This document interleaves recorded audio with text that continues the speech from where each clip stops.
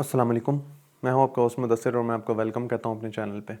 अच्छा जी, आज की वीडियो में बेसिकली हम ये डिस्कस करेंगे कि आपको ऑस्ट्रिया में अगर आप स्टडी के लिए आना चाहते हैं तो स्पॉन्सर कौन कर सकता है। तो सबसे पहले तो आप ये समझ लें कि बैंक स्टेटमेंट क्या होती है और वो क्यों आप सबमिट करवाते हैं। बैंक स्टेटमेंट बेसिकली कोई एक सिर्फ डॉक्यूमेंट नहीं है कि जी वो को एम्बेसी ने मांगा हुआ है या यहाँ पे आपको यूनिवर्सिटी मांग रही है या खैर वो इस तरह का सिंपल एक डॉक्यूमेंट नहीं है। उसका बेसिक मकसद ये होता है कि वो एक प्रूफ होता है कि आपके पास ऑस्ट्रिया में 1 साल गुजारने का खर्चा मौजूद है। और दूसरे नंबर पे आपने ये चीज़ दिखानी होती है कि आपके पास वो पैसे आए कहाँ से। ऑब्वियसली आप स्टूडेंट हैं, लेट से आपका कोई वर्क एक्सपीरियंस भी नहीं है, तो इसलिए आपकी कोई पर्सनल सेविंग तो हो नहीं सकती, इसलिए कोई ना कोई आपको स्पॉन्सर कर रहा होगा।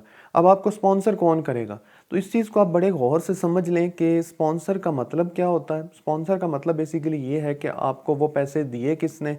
और ये बड़ी इंपॉर्टेंट बात है क्योंकि ये आपके केस को वीक भी कर सकती है, आपके केस को स्ट्रॉन्ग भी कर सकती है। अगर आपने सिंपल ये कह दिया जी कि ये पैसे हैं मेरे अंकल ने मुझे, फ़लाँ अंकल ने या मेरे फ़लाँ मोहल्लेदार ने मुझे दिए फॉर एग्जांपल, तो वो पैसे मोहल्लेदार आपको क्यों देगा। पहली तो बात ये ठीक है कि जी जाओ ये ले जाओ 45 लाख रुपया खर्च कर दो जाके पहले 1 साल में वहाँ पे, कोई मसला नहीं होगा, मतलब मेरी तरफ से कोई प्रॉब्लम नहीं आएगा।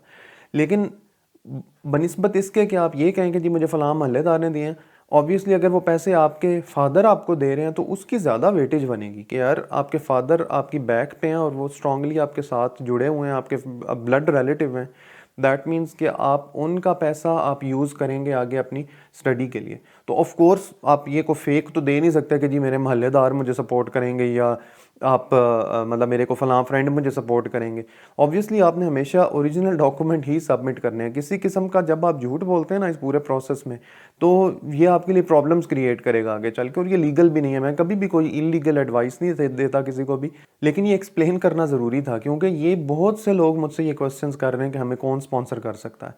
तो जो बंदा भी आपको स्पॉन्सर करेगा ना, वो सबसे पहले आपके जब आप बैंक स्टेटमेंट सबमिट करेंगे ना, तो साथ वो एक एफिडेविट लिख के देगा। Affidavit is a legal document, यानी वो कोई सादा कागज़ का टुकड़ा नहीं कि उसको कहीं कुछ नहीं कोई कर सकता, उसको कोर्ट ऑफ लॉ में चैलेंज किया जा सकता है एफिडेविट को। तो एफिडेविट पे वो लिख के देंगे कि जी मैं अपने बेटे या बेटी को during the time of his और हर स्टडीज़ मैं सपोर्ट करूँगा। और बेसिकली आपके वो स्पॉन्सर जो होंगे वो ही ये एफिडेविट बना के आपको देंगे। तो जो भी आपके स्पॉन्सर हैं उन्हें ये एफिडेविट हर सूरत में देना होगा। प्लस उन्हें ये भी प्रूव करना होगा कि जो पैसे उन्होंने आपको दिए हैं वो पैसे उन पैसों पे उन्होंने टैक्स भी पे किया है या नहीं। तो ये 2-3 चीज़ें आपने इंपॉर्टेंट ज़हन में रखनी है कि आपके ब्लड रिलेटिव आपको आपके स्पॉन्सर हों। नंबर 2 वो एक एफिडेविट दें।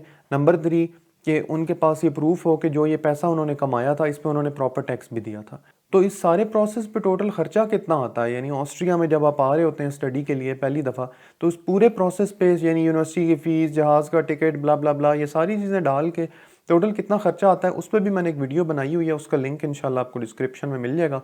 तो आपसे मिलता हूँ उस वीडियो में।